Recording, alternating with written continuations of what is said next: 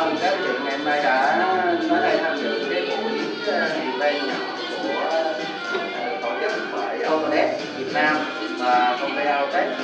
Thì chúng tôi sẽ có sự giới thiệu của một giám đốc kinh doanh ở khu vực Asia cho cái sản phẩm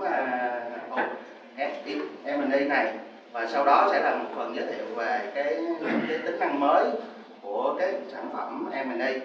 Thì đầu tiên xin được giới thiệu đó là ông Direct, giám đốc kinh doanh của khu vực Asia của chúng ta, sẽ có một cái tóm tắt nhỏ về cái chiến lược kinh doanh của chúng ta hiện nay.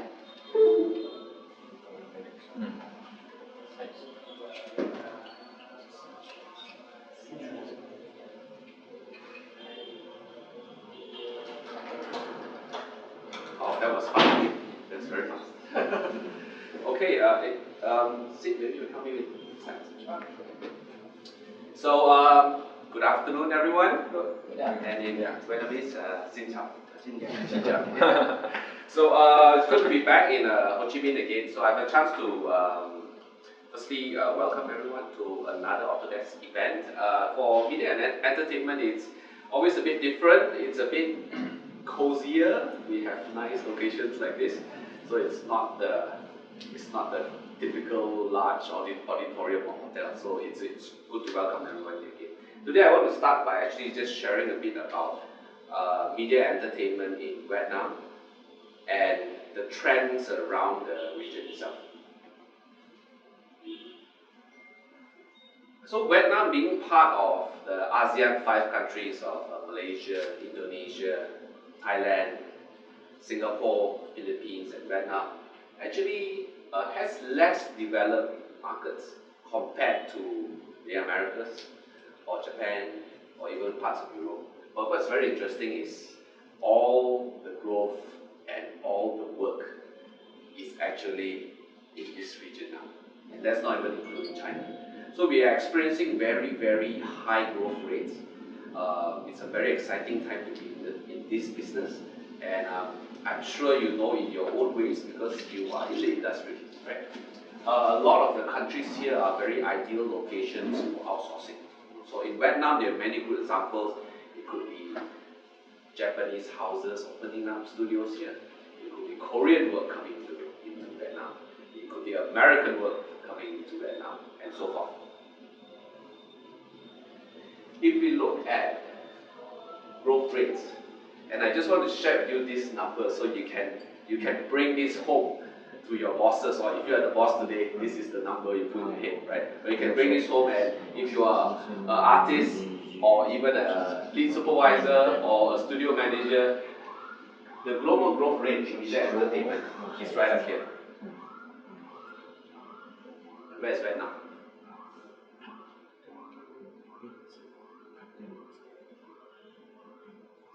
So in this country, you are experiencing growth rates which are even higher than actually global growth rates. If we try to boil down a bit deeper, what's very interesting is in Vietnam specifically, we are looking at 19% compounded annual growth rates. That's incredible. Compounded annual growth rate means a year upon a year, 19% upon last year, and then you compound it again, another 19%, and you compound it again, another 19%. And I will specifically call out for Vietnam, actually happens to be in terms of internet videos. So for some reason, I think the Vietnamese love the videos. I think you all love watching videos in every form, whether it's coming from Netflix or something done in Ho Chi Minh or something done in Hanoi. You love watching videos in every form. Vietnam has the highest forecasted end user expenditure. Now, that's where you are. I particularly love this slide. I'm back to Ho Chi Minh for just 2 days, and it's always exciting when I come here because in Ho Chi Minh, I feel the energy, I feel the busyness of your country, and it reminds me of Malaysia about 15 years ago. Malaysia 15 or 20 years ago, we were in the same kind of crazy growth. But today when I come to Vietnam, it reminds me of Malaysia. Now Malaysia is kind of like stabilized, etc. But in Ho Chi Minh, not Hanoi, in Ho Chi Minh especially, we can see the same kind of growth. And especially for media and entertainment, we see the same, right? So let me just boil down a bit further. And if you look at what's on the right, now this is expenditure growth in terms of advertising, publishing, film and TV, and games. So it's no surprise that the largest studios here for Autodesk and our largest clients are in games, are in film and TV, are in animation. So exciting times. So I always like this slide, right? And when we think of the production pipeline, everyone here today is somewhere in this part of the process, right? Whether you are in pre-production, or you are a modeler, or animator, or lighter, or you are someone towards the end doing compositing, you are part of this production process. What's very interesting for us as a company is where are Autodesk, how do you say, its best products. So here you have, of course, Maya and Max, Mudbox, Maya, Max, Mudbox, Motion Builder, Maya and Max, and of course with the last few acquisitions we have, of course, Shotgun. Has anyone heard of Shotgun? Yeah, just a quick hands up. 1, 2, 3. Okay, not bad. Maybe in Vietnam, less familiar, but if you go out to larger studios, you find that their Shotgun is used as a production management tool right across the whole process. So in a way, we are lucky that we have most of the global class creation tools today. Not all of them. So I want to end with this slide before I set the stage for my colleague Siddharth. And I don't have prizes today. Who can guess what that is? Which plum is it? Very good. I want to buy you a coffee. One coffee. This one I'm sure you know. This one? Game of Thrones. Right. So what is the commonality with these three? Of course, Pacific Rim, as you guessed correctly. Amazing Spider-Man. This is not even the latest Spider-Man. You know, we have Homecoming, we have now Far From Home coming up. This was many years ago. And of course, this is like super hot right now. This is season 8, right? Season 8, episode 4. And everyone's waiting for Monday for the next installment of Game of Thrones. What do we have in common in these three? Maya and Arnold. So it's not a secret if you have worked on these projects before, but very interestingly, Amazing Spider-Man was rendered in Arnold. From season 4 onwards, Rodeo FX uses Maya and Arnold, and the earlier scenes where the White Walkers were riding on their horses, that was rendered in Arnold. Today our Arnold story has grown because we have gone from Arnold CPU to Arnold GPU today. So the CPU is very stable, very established, and studios already use them. But today, when we've brought the GPU into the picture, a lot of people are saying, oh, did I get that? Is that free with my Maya? If you're not sure, ask me later. Okay. Short answer is yes, but. There's a but. Yes, but. Okay. So we'll talk a bit about Arnold GPU, show you what's new, and we're very excited to show you what's new in Maya 2019. 2019 is truly something that even me and Siddharth, we love to get out to our customers and share about 19, because 19 has a lot of features which make sense for the studios. And why do I say that? When in production, time equals money. In production, time equals money. So if today you're spending 2 hours here with us or 1 hour, you want to know that, hey, is my time well spent? Same, because if not, I could be back in the studio doing something for 1 hour or 2 hours. So a lot of the best new features in Maya 2019 today are productivity features. We're showing you what can be done faster and better. With that, I'd like to introduce Siddharth and I'll pass the time to him. He will share more about Maya 2019, what's new, and of course the Arnold GPU. Shall we welcome him?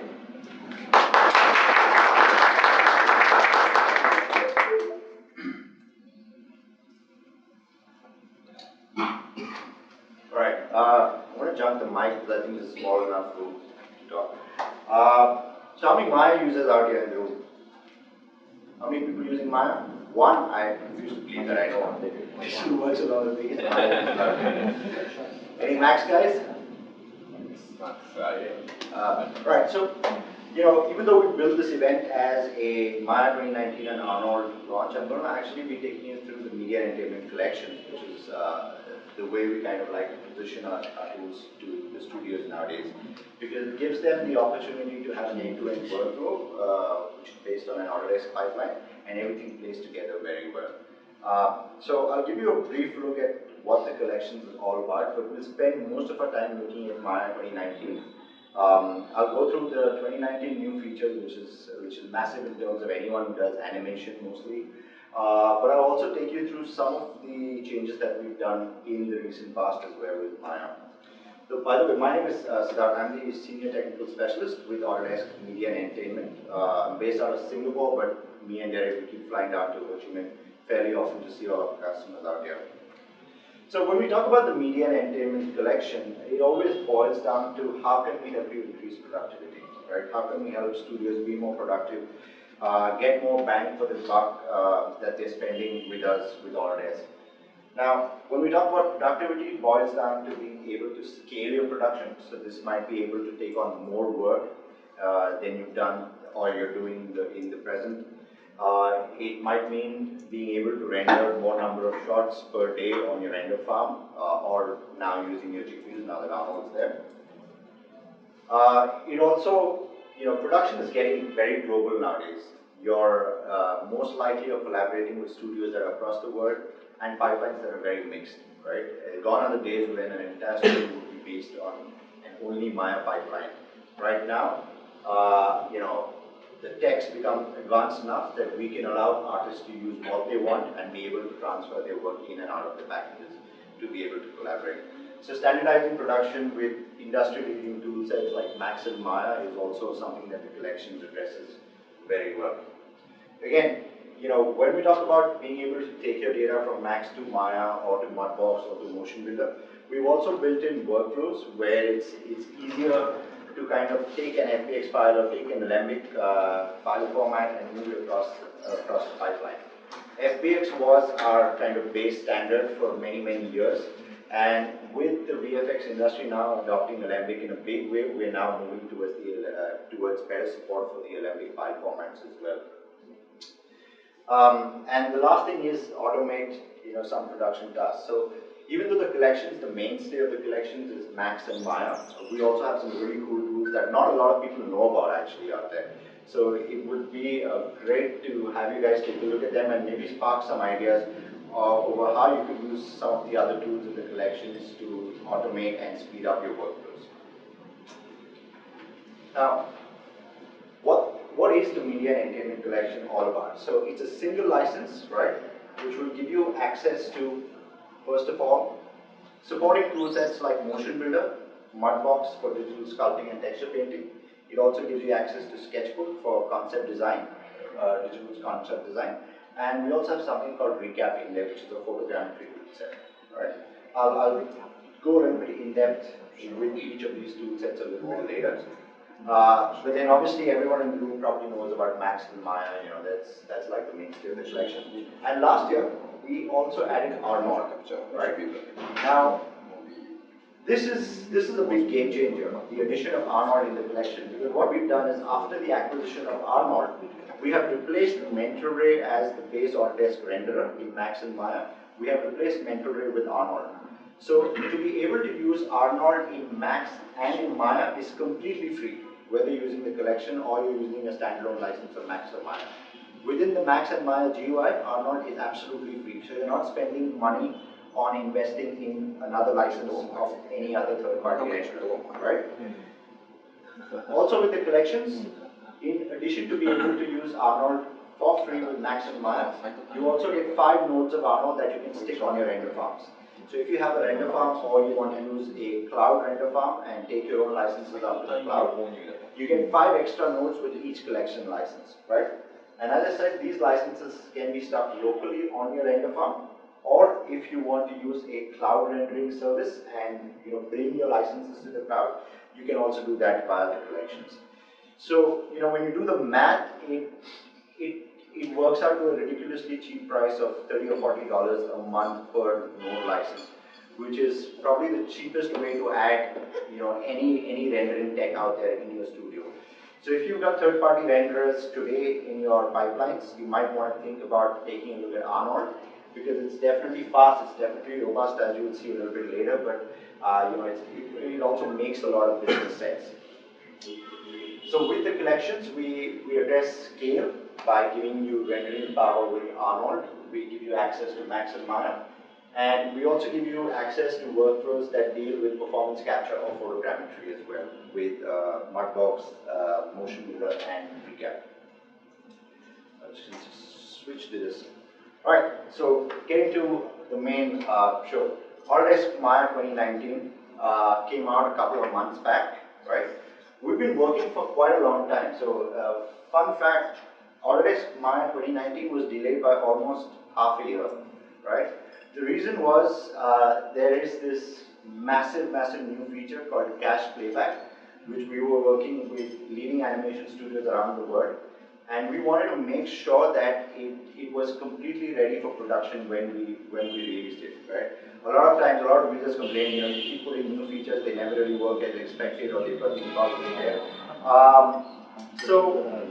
If you've noticed over the past couple of years, the way Maya gets developed has also changed. Gone are the days when we had one release 1 year, every year, or every 2 years, right? What happens now is, because it's all subscription based, you get updates every 3 months, right? These updates add bug fixes to Maya, they add new features, they add speed improvements, everything, right?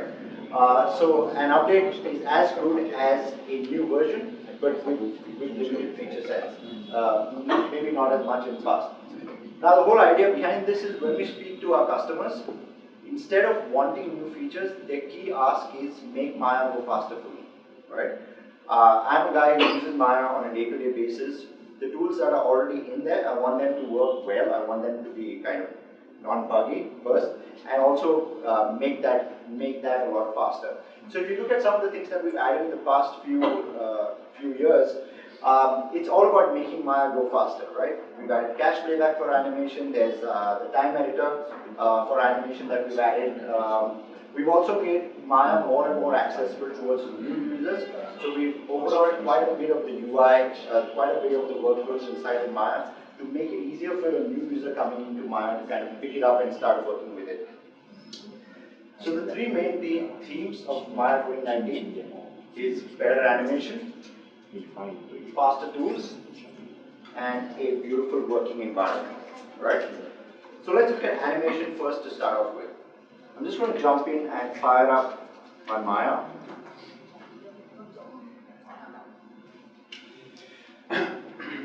How many of you in the room have heard of the time editor Maya? Time editor? No? How many of you do animation?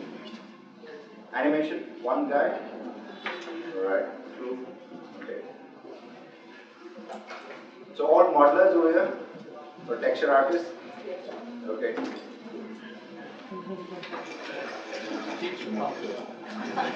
Sorry?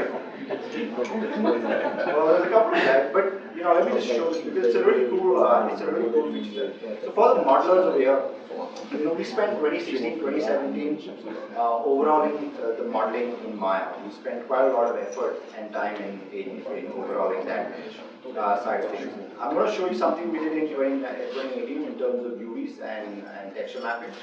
But one of the nice things we've done in order to make Maya more accessible, we've got these things called workspaces now in Maya. So if you're a modeler and you're only dealing with the modeling tool sets, you can switch the interface so it shows you all of your modeling tools out there. If you're kind of an expert and you rely more on the shortcut keys or a hotbox, you can kind of get more screen space real estate, which is really important for modeling. you know, so since, okay, let's do this. Let's just go in and take a look at some modeling stuff first. I'm going to go in and jump into my file.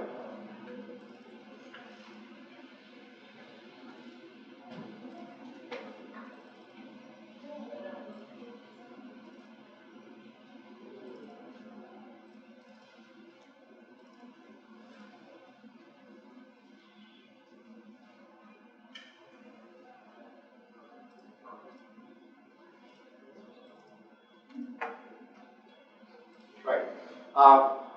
So we've added the modeling toolkit inside of Maya a few versions back, and we continued, the upgradation of the sculpting tool sets that we added. We added a lot of the motion builder sculpting brushes now as part of the Maya tool set, so you can do some basic sculpting improvements to your model using Maya. But what we've also done is we've taken all the sculpting tool sets and we've also brought them to the UV editing side of things, right?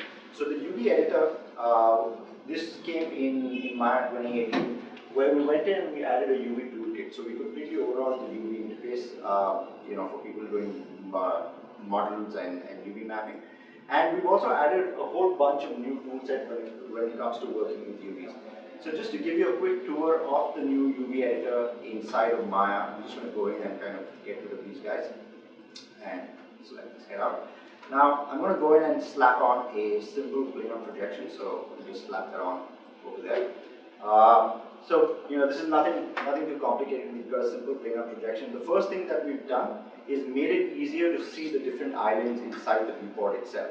So over here, what we've got is with the click of this button over here, I can view my front and back facing UVs. They get colored, with a separate kind of color, depending on whether they're front camera facing or back camera facing. I can also right click on this button and see all my separated UV islands. So once I start making cuts and start separating them into individual islands, Maya is going to automatically assign a specific color to each island so that it's easy for me to view that in the viewport. I can also turn on compression maps, so if I need to see where my UVs are getting compressed or stretched out, I can go in and turn that on. And just to make it easy and not have to kind of slap on a texture map, we've also given you a checkerboard texture in there. Now, apart from these tools, we've also added a new tool into the UV menu set. We've got a 3D cut and sew UV tool. So if I want to start unwrapping the face, right, which generally takes a lot of time, you need to make multiple cuts, I can quickly activate the 3D cut and sew UV tool, just turn on symmetry, go into my viewport, and we'll go in and get into an head selection mode. Select this, do that on the other side as well. Right? So we made cuts to the separated islands, and we've gone ahead and we're seeing the different colors now. We can now go back in and make our first round of cuts that we've done. And once I'm happy with what I've got, I can just go in and select all of the islands, go into the unfold. So all my UV sets have been added to the UV toolkit. So I've got printing tools, I've got transformation tools, cut and sew tools, all added to the one UV toolkit stack. Just hit the unfold button, give it a couple of seconds, and we've got our mesh unfolded. Now you can work in an iterative fashion, so you can keep going back and forth and making new cuts. So I can go back to my 3D cut and sew UV tool, right? I can go back in there, double click, and we'll select the loop at the back of the head. Double click and select that loop. Again, exit tool, select the UVs and go ahead and unfold them, right? So very quickly, I've got to kind of a working level of being able to make a good set of unwraps to my UVs in there. Now I can go ahead and start to move these around, so I can start to move these around. I'll just try to work with them. So if I want to start to transform the UVs, I've got tools to precisely kind of move them on a point place spacing. I can go in and rotate and scale them as well, 90 degrees. But what I want to do at this point of time is just take the UV sets on the ears and preserve UV space. So I want to go in and start to flip these UVs, so I can go into the, just do a quick flip, select both these guys, and in the arrange and layout, go in and stack the shells together. So this will allow me to save UV space by stacking two sets of similar UVs on the same UV space, and then I can just pick these guys out and start to move them towards the corner of the UV set. Now, also let's just move the face to the front. Just bring that in. Now, a common problem that most UV guys run into is times like this when I've got one UV island that is scaled, not to an ideal size, and the other UV island is at an ideal size, scaling, or rotation, right? So I'm just going to move this around and place that over there, and I'm going to bring up my checkerboard lecture. So we've got one side where we've got a decent kind of distribution going, we've got another side where we've got pretty stretched out UVs happening. So what I want to do is actually go in and match the density of the UV distribution with both my islands. So I can select this, I can go into my textile density per unit, I can go and say get, and select the other side and set the textile density per unit. So this will go in and match the densities between the two UV sets very easily. I could also go in, and if I want to start working with my UVs, I can go into my tools and go in and start to work with my sculpting tools. So all of my Maya sculpt brushes, we've added the same kind of workflow into the UV sets as well. So if I go in and activate my grab brush, okay, so I've got a grab sculpting based brush, I can hold down B and increase the radius of this brush size and start to edit my UVs using my sculpting brushes. If I need to go in and start making cuts to my UVs, I can go into my tools, activate the cut brush, and start making cuts to the UVs in that fashion. And also go ahead and kind of stitch them up very easily, so I can go back in and go in and say so, and then start to stitch them up very easily, right? So this was just kind of a quick look. We've got new unfold algorithms also that we've built into the Maya UV toolset. So you should definitely go and check it out once you've got access to Maya 2017.3 and upwards. These features are all kind of in there for you to use. So I spoke to you about better animation that we've kind of kept as the big feature in 2019. Before that, before 2019, we added something that we call the time editor inside of Maya. So whether you're doing, animation by keyframes or via motion capture, we've given you a much faster way of going in and editing your animation in a non-linear fashion, right? So I'm just going to go in and grab a new scene. So how many of you need to probably rig up a character to pose it even? You've got a nice model that you've done. You need to rig him up and sort of throw him into a pose, but you're not really a rigger, right? You're not an expert rigger, you're a modeler. So what we've done is given you an auto rigging system inside of Maya, right? Which will just take your model and create a rig based on your model. The way to use that is fairly simple. So if I just go in and pull up my content browser, the content browser is the new avatar of the Maya visor. So we've kind of stripped off the Maya visor and thrown it out, and we've given you a much more modernized version of a content browser inside of Maya. Now the cool thing is you can kind of point it to any directory that you have on your network. We can also see animation previews. So if you've got an animation file and you can kind of, instead of having to keep loading it with Maya and seeing what the animation looks like, you can kind of generate a preview on there. So if I go into my examples and go in and get my modeling, sculpting based meshes, I'm going to pull one of these guys out. So what I've got over here is a very kind of simple model, alright? And we need to now throw in a rig here to this model and maybe do some animation, right? All I need to do in Maya 2019 is go in and turn on the quick rig button, select the model, and just hit the auto rig button. Okay? It's going to take the model, it's going to examine the mesh, examine the volume, and quickly generate a rig for that model. And it's not only generated the rig for the model, it's also gone ahead and done your skinning automatically, right? So you've got a completely rigged and skinned model in a quick button. Now we have two ways of doing this. We have a totally automated workflow. We have a step-by-step. So if you need to kind of go in and adjust the positioning of the skeleton chains inside your model, you can go ahead and do that. We're also using Maya's new skinning algorithms that we put in a couple of versions back, so that right off the bat, you're getting fairly good skinning detail inside the model. Now this rig that you see is a human IP rig, right? So before anyone asks me, Will it work on a quadruped? It's not going to, because it's human IK based, right? But what makes it great is once a rig has been tagged with the human IK definition, so once you've gone ahead and picked the upper arm, the lower arm, it makes it really easy to take a piece of animation and throw it onto that rig. How easy? You can just grab hold of a animation file or an animation motion capture file that you downloaded off the internet, and that is HIP ready. I'm going to go back into my content browser, go into my file system, demo here, demo 2017, Maya, demo. Actually, no, I'm going to go into 16 and mocap samples, mocap samples. So I've got this mocap file over there, right? So we've got the mocap file that we downloaded off the internet. That is a completely different rig, right? The only difference over here is both have this human IK definition populated.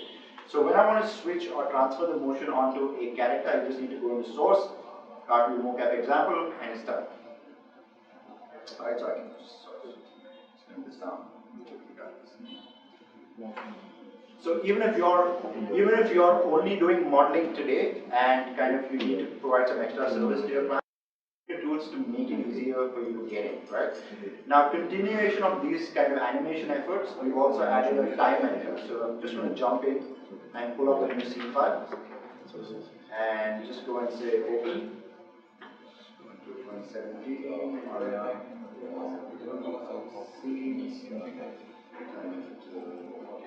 right.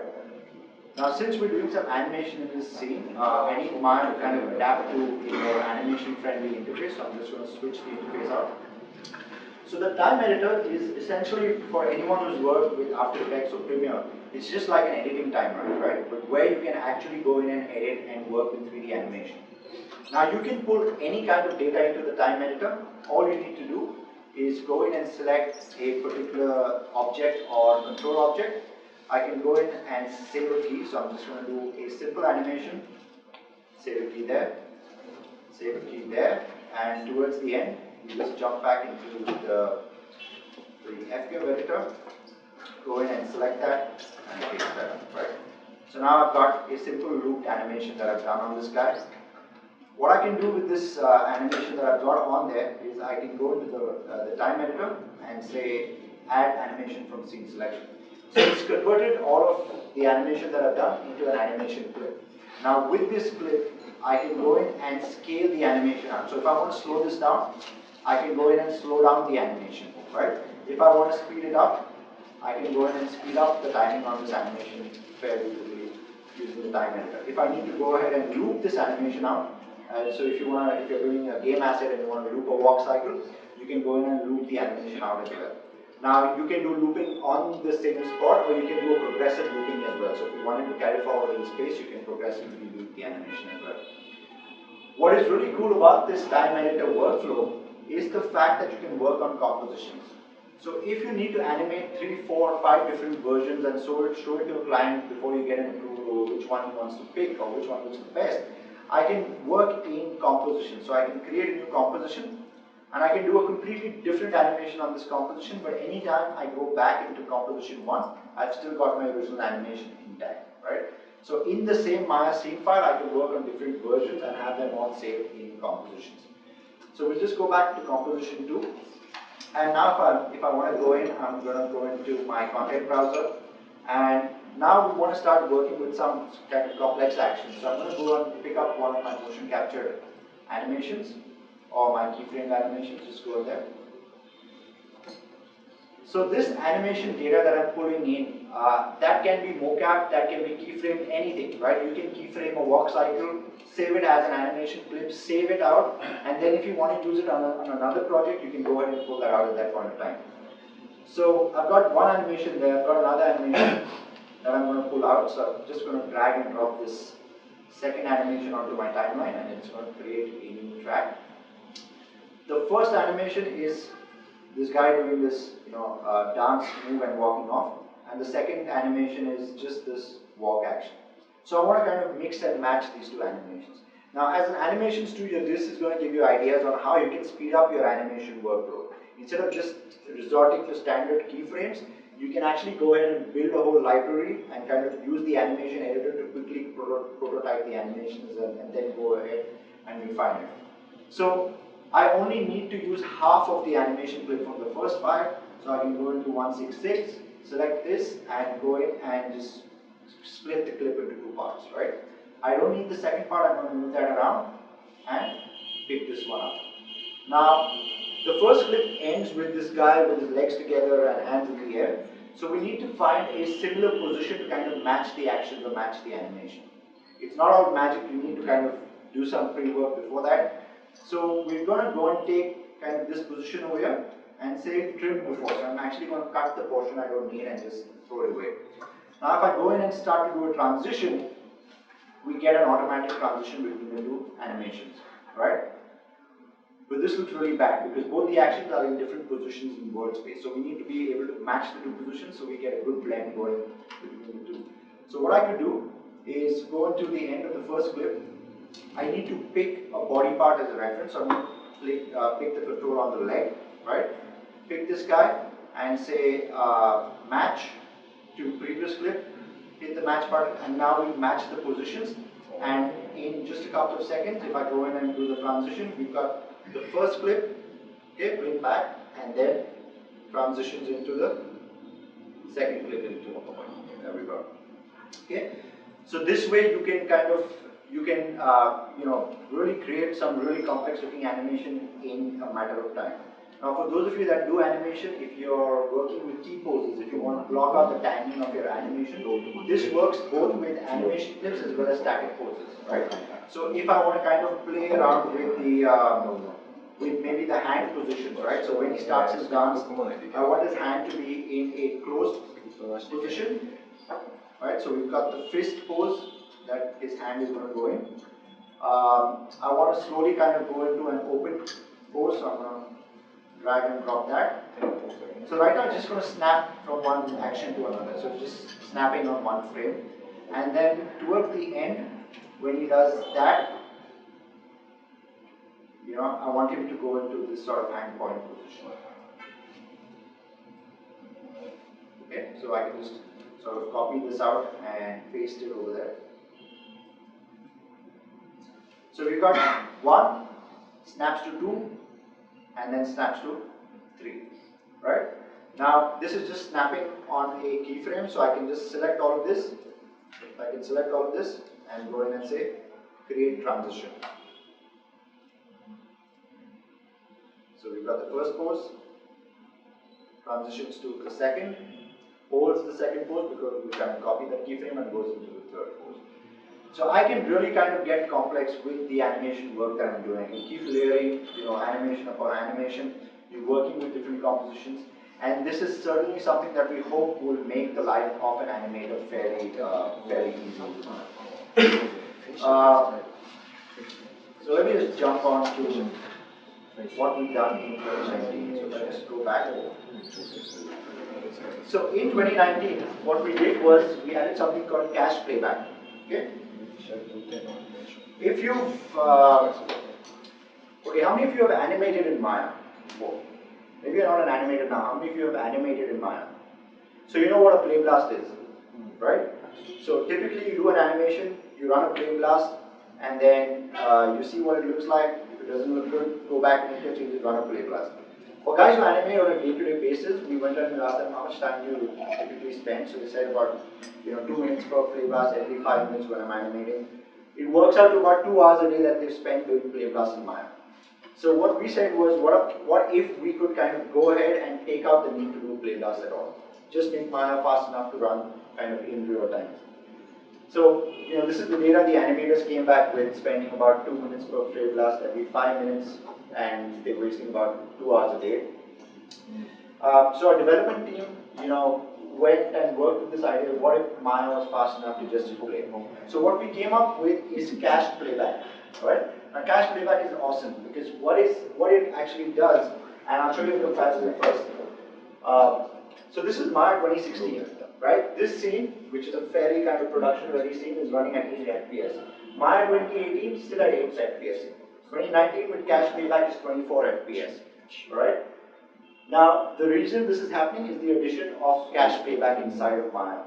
So this is the old way of working. An animator would do an animation, run a play blast, wait for the video to be created, and then take a look at the play blast and see what it looks like in real time, right?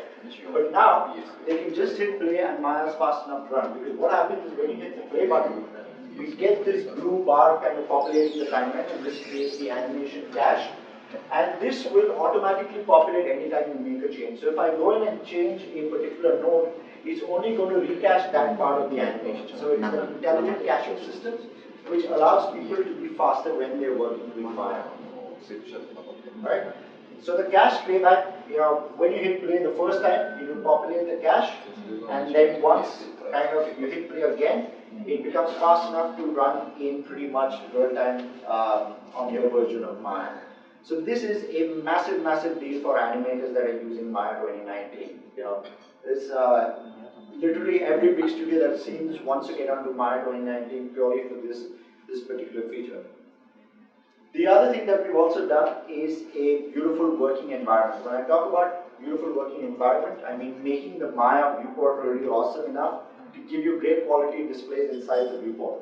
Before I show you this actual feature, let me show you some of the development that went behind it. So if I just go into my 17,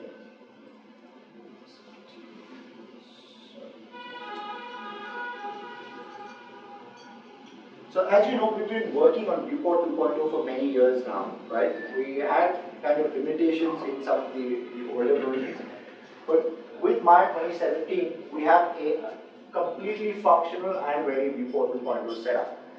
So what you're going to see on screen over here is we've got kind of an asset over there, and it's got shaders which will pop up in a second. The first thing that we've allowed or we've done with the viewport is the ability to see displacement maps directly inside the viewport. So you don't have to render out an image to see a displacement mapping that you placed on your object. You can see the displacement maps directly on the viewport.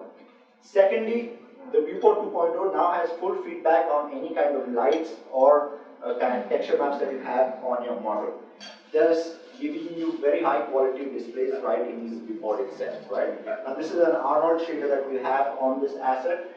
We are going to continually strive to support more and more real-time shaders as well, so even the game guys get better quality displays right inside the viewport. All of the modeling functions work in Viewport 2.0. So after you UV map, you texture the object, you want to make some changes, you can go in and work on that inside Viewport 2.0.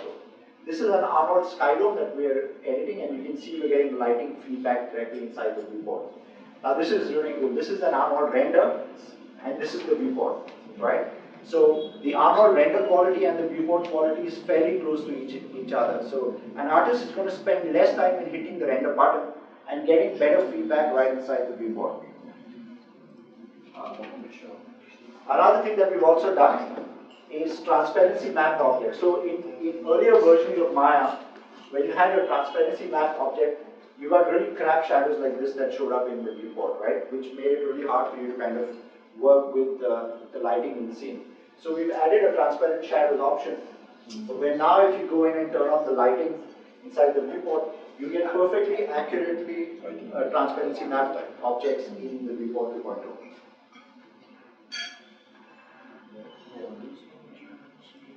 So in Maya 2019, we went ahead and we took this step further. Since we've now integrated Arnold inside of Maya, we've got full support for any Arnold shader, any Arnold light that you're working with inside the Maya viewport.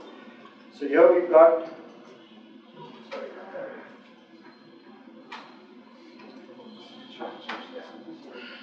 Right, so what we've got in this scene is essentially an Arnold scene which is set up with Arnold standard surface shaders. We're getting reflections in the viewport. We've got depth of field happening in viewport 2.0, and all of it works, really well. So we've got an area light that we are editing, and again you can see the lighting feedback inside the viewport. We're not having to wait for a render. We've got area lights that we are adjusting. We've also got stuff like reflection maps. Right, so we're adjusting reflection maps, and we're seeing the effect directly inside the viewport, and we've got depth of field that we added in viewport 2.0 as well. And any sort of shader editing is all shown up over there.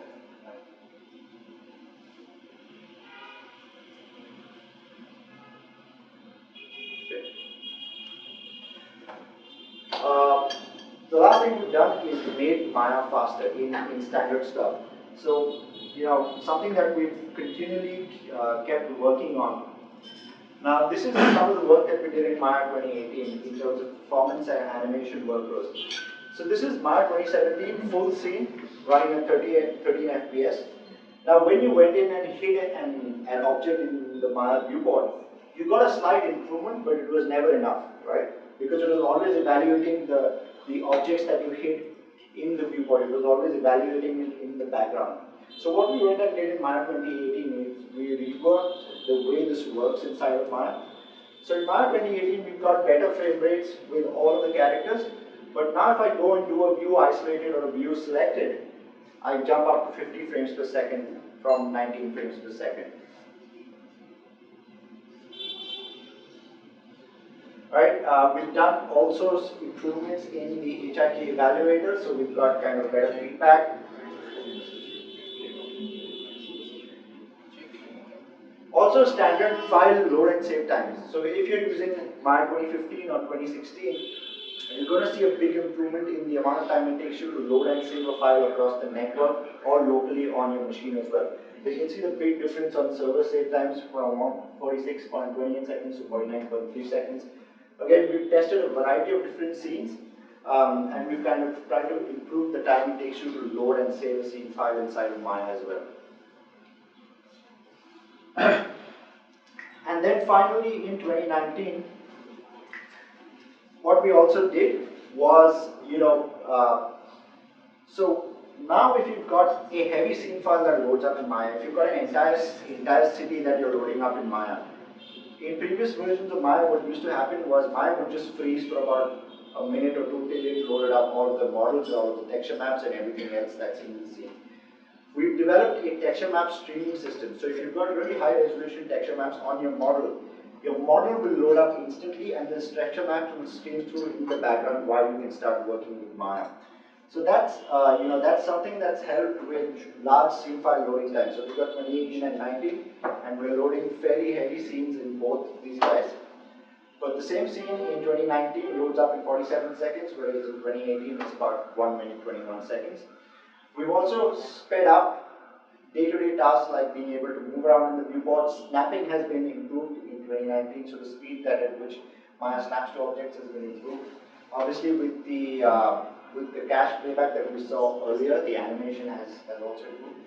And for all you Maya users out there, if you need to submit your ideas to the Maya development team, you now have a Maya ideas forum where you can submit a request for a particular feature or a particular improvement that you want. Now this is actually a voting based system. So all the Maya users across the world can actually vote on a particular feature that they feel is very important to their production pipeline.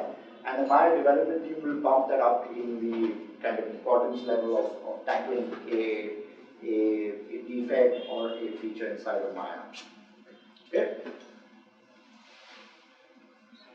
Right. And 2019's got a lot more. We've got new libraries as well. We've got mocap filters, with improvements that we've added. So it's it's a fairly well-rounded release. So jumping over, just switching track. I'm not going to spend too much time on Max since we wanted to spend a lot of time on Maya and Arnold. But we had a new release of Max 2020 as well. This is mainly dealing with performance-based stuff. We've got OSL updates in Max 2020 and some modeling updates as well.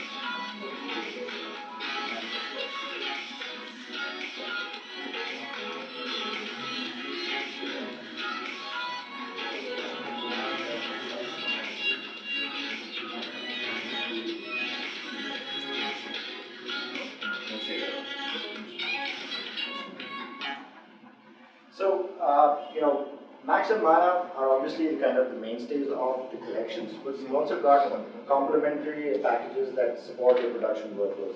So Sketchbook is one of them, which is essentially a digital sketching software.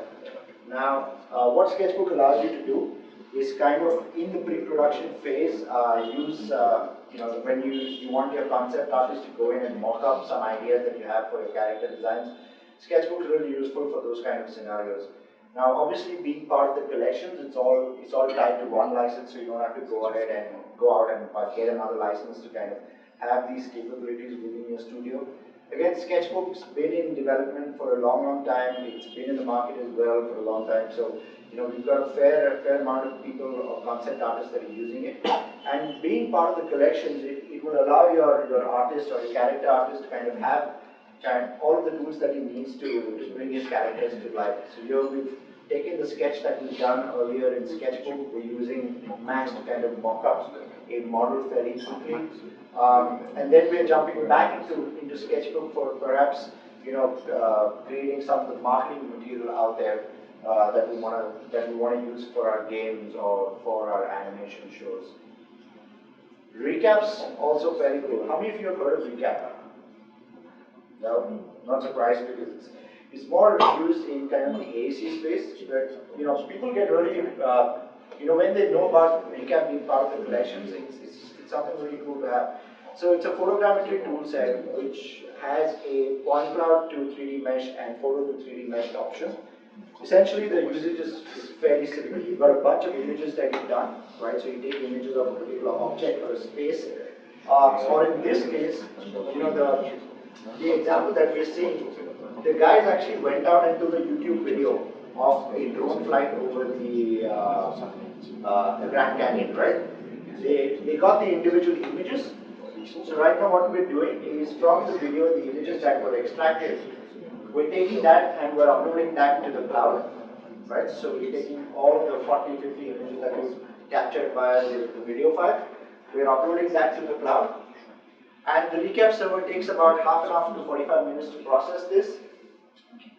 And once it's done, it will kind of come back to you, send you an email saying your 3D mesh is now ready, which you can then load up into the recap package.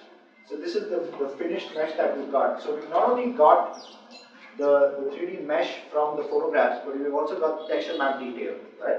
So this will save me a lot of time when it comes to creating assets. Now, Recap also has retopology toolsets, so if you want to kind of go in and clean up your mesh before you take it into Max and Maya and do some advanced retopology, you can kind of do that. It's also got options to go in and fill up holes, so for areas you don't have photographic detail, you're probably going to end up with a hole in the 3D mesh. It's got tools to go ahead and clean that up. You've got texture map baking options, so you can bake the texture maps to an image format of your choice as well. And obviously transfer it back to Max and Maya to kind of take it into your project or the game or the animation that you're creating.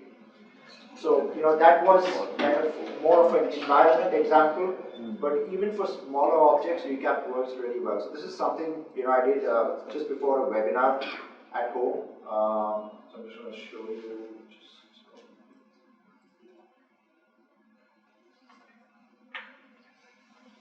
Right, so this is a toy that my daughter had at home. So we just kind of tried it out. Just a simple camera, nothing too complex.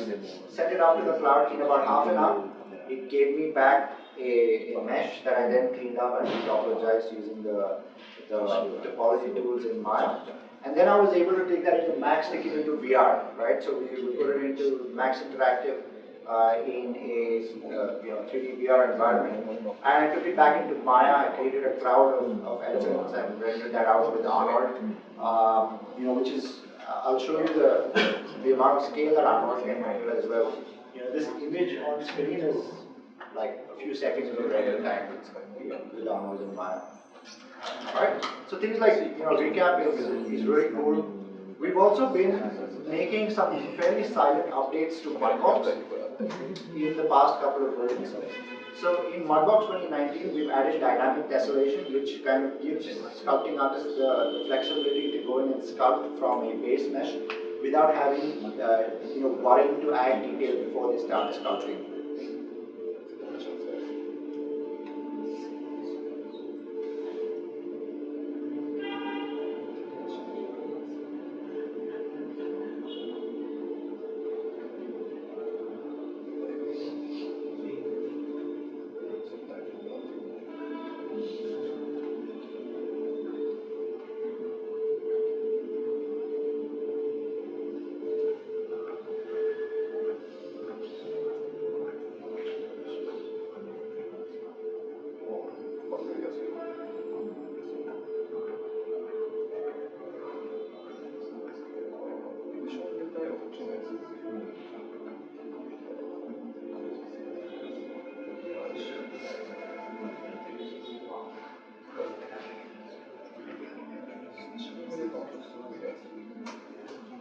And you obviously have the standard texture painting workflows.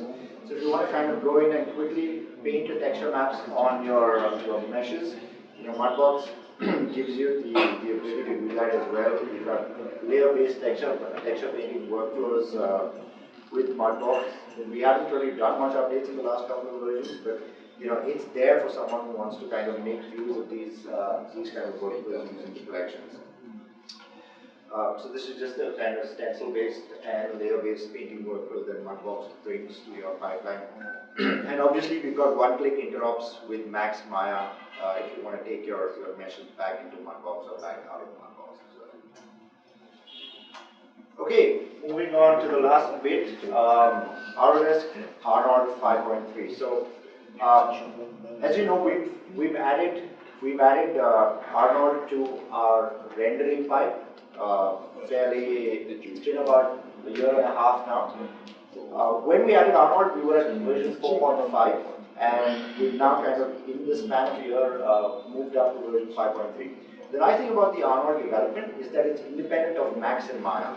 So, in the previous days where you had to rely on the next version of Maya coming out to get an updated momentum version into your pipeline, now Arnold will just release an update whenever they are ready, and you can download that update and start using it with your copy of Max and Maya.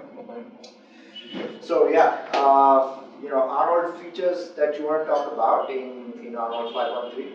So over the past year or so, we've added a tool shader. This was developed by one of our Japanese developers, so they've worked very closely with some of the Japanese tool shading based studios and kind of developed the shader for Arnold, which is now in there. Obviously, something we'll just skip this video and I'll probably show you something in real time. So I'm going to jump in. I'll just switch to a Maya Classic interface. I'm going to load up a scene file that I have.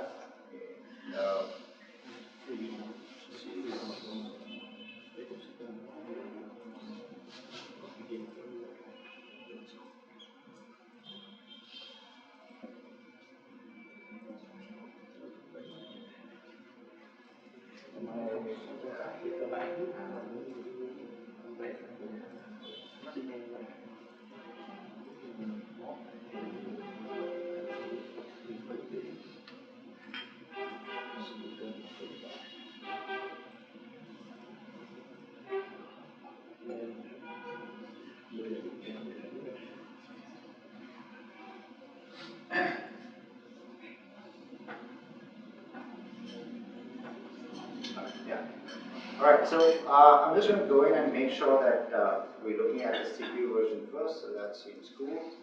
I'm just going to fire up an Arnold.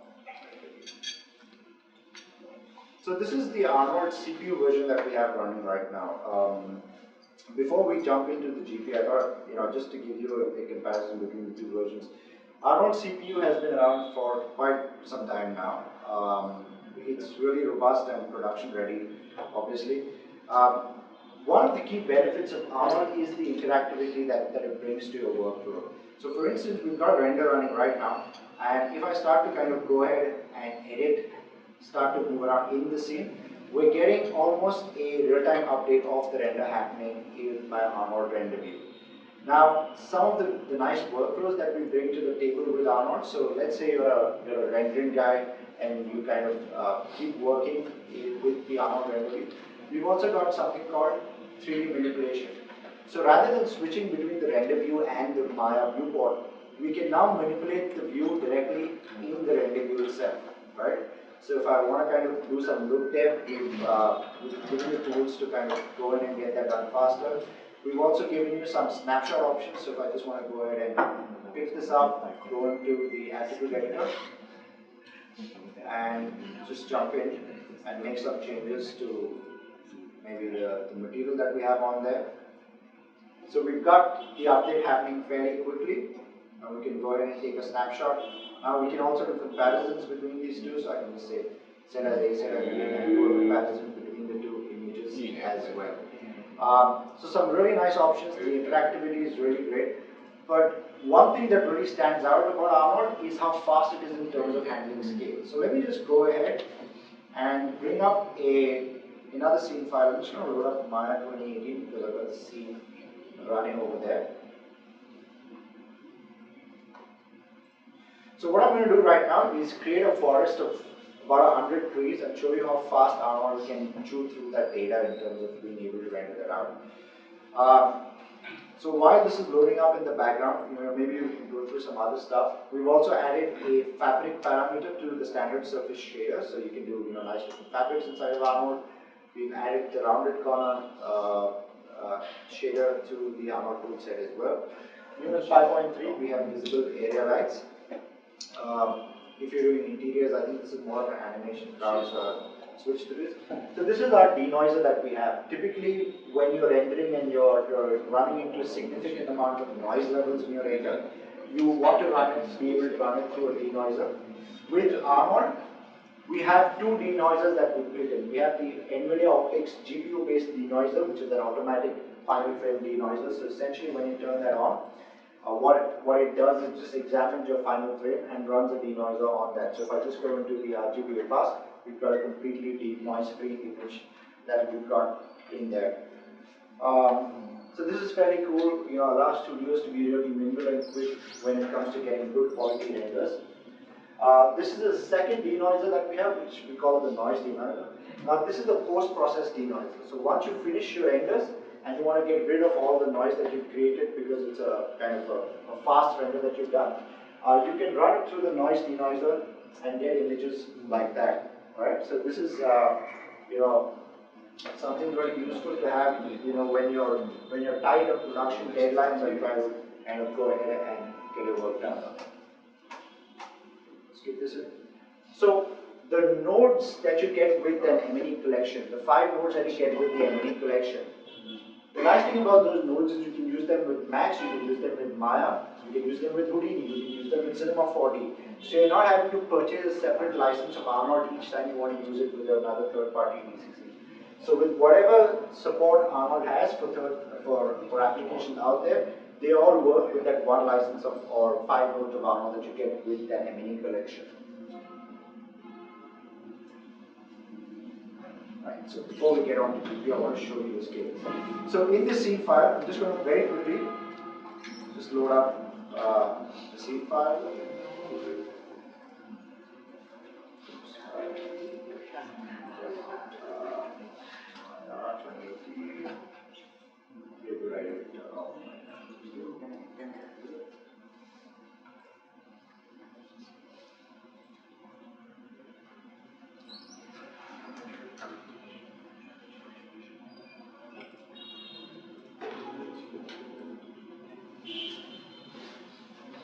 Okay, so while we're reloading Maya, I'm just going to play back a short video to show you some of our development with the Arnold GPU.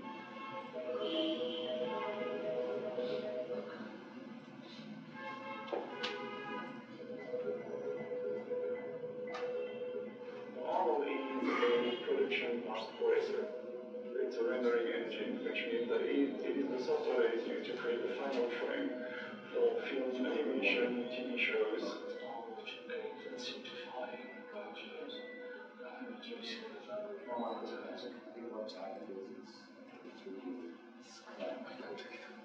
That an artist has to tweak before getting it. Arnold is a production mask processor. It's a rendering engine, which means that it is the software that is used to create the final frame for film, animation, TV shows. Arnold aims at simplifying workflows, reducing the number of parameters that an artist has to tweak before getting a nice image and focus on the artistic process. So what we're trying to do with Arnold GPU is create a GPU production renderer. And CineSite was really keen on working with us on that. We've been hearing about GPU rendering for a very long time, but I didn't really understand what was the scope of the design changes that were made to the graphics panel. As we learned more about the architecture, then that's when it started to be really more exciting for us. After we did some testing in London, that went very well. We decided to do more testing here in Montreal, more in a production environment. We did most of our focusing on lighting and look dev, and really just wanted to see how far we could push the GPU. Most recently, we're working on an Indian film, a Bollywood film, where the main character gets to blast off in a rocket ship. We completed 26 shots in the movie with the CPU render, and once we got the GPU render, we thought, let's see what we can do with this. One of the major things that were a challenge was keeping the lighting direction and the continuity of lighting the same through all the shots. Now this is done traditionally here by separate artists and separate Maya scenes. They also get reviewed separately. It's a long process. But I think with this GPU technology, potentially could have all those shots done by one person in one scene. We loaded up Arnold GPU beta and basically put every single shot in our sequence on the timeline of Maya. So we think a card like the RTX 6000 would really help speed up that process. We can literally go to any shot at any time, rotate a key light, change the color of a light, maybe change your HDRI, and basically have all of them chronologically so you can get all your lighting direction set. This is a huge step for us. When we heard that Autodesk and NVIDIA wanted us to do some testing on possibly a real-time renderer, we immediately jumped in. This is the holy grail, two very trusted companies that we use widely. So it was a very easy decision and opportunity to see what's coming up on the horizon. We're really feeling the performance here, and we're really happy about the performance, and we know it's going to become even better. This is just the beginning. Right, so hopefully Maya will be okay for now. I'm just going to go back in and I'm going to load up my scene file. What I've got here is a fairly simple scene. We've just got a plane and we've got a sky dome that we placed there. I'm going to go in and load up an Arnold scene source. So I'm just going to create a standard and that folder for the treat.ass. So what we've got here is an Arnold scene source, and I'm going to switch that out so we can see it's a palm tree that I want to use. I want to make use of mesh inside of Maya to go in and kind of populate the scene out. So I can jump into my effects, mesh, create a mesh network, and we'll say okay. So right now we've got a grid-based distribution. I'm going to switch this to a mesh, grab hold of the plane, and drag and drop that out. So we've got kind of about 10 trees that we've created. I want to adjust the height, so I'm just going to go in and add an offset. And we'll just offset the scale by about 10, 10, 10. And we'll also kind of randomize some of these guys. Okay. So we've got about 10 trees, and at this point of time, if I go in and fire up an Arnold render view, it should be fairly fast, obviously. It's not a lot of data, right? So let's start adding scale to the scene. So from about 10, okay, and I'm going to stop this, and we'll have a pop switch, right? I've gone up to 100 trees. Okay, any guesses how long this is going to take to render? Any guesses? 1 minute? 1 minute? Okay, let's see. Okay, pretty much the same. Someone said same, right? Okay, let's jack this up. 1,000, 10,000. Okay, that's how many.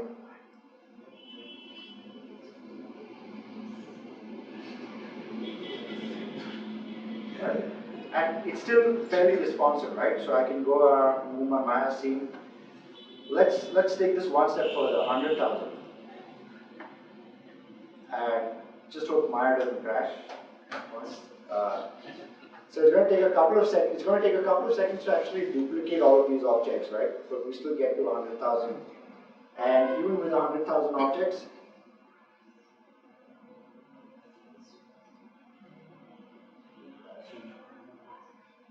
there, it's done. Okay?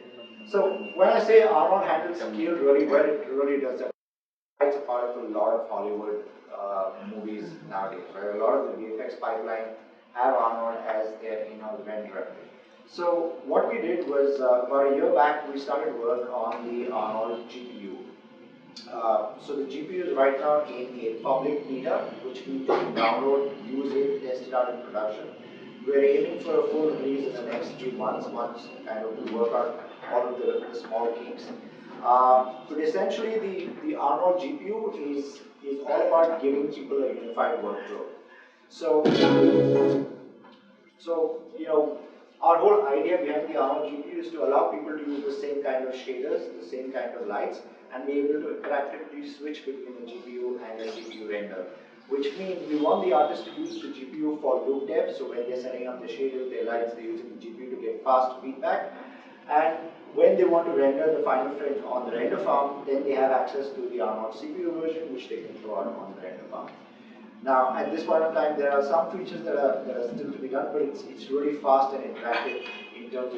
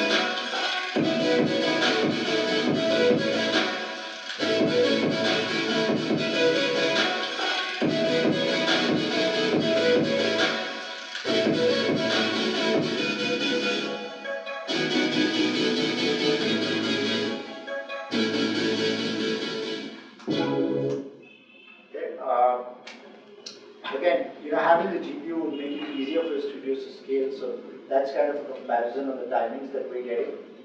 We've got the CPU version, which comes in about 6 minutes for the final render. We've got the GPU for about 1 minute 40 seconds, right? So you can see the speed increase that you're going to have having the GPU versions in us. Again, we've got CPU at 155 and 4 seconds with the GPU version, which is kind of a big deal when it comes to render. We've been testing it out quite extensively on all types of NVIDIA cards. So and it's obviously supported by the RTX cards. These are some interior renders as well that we've got. And that's about it for this session. So if you have any questions, we can do a Q&A fairly quickly, or I'm around for maybe half an hour before I run to the airport. Hopefully the traffic's not bad. So thank you all for being here, and if you have any questions, we can take them now. Thank you.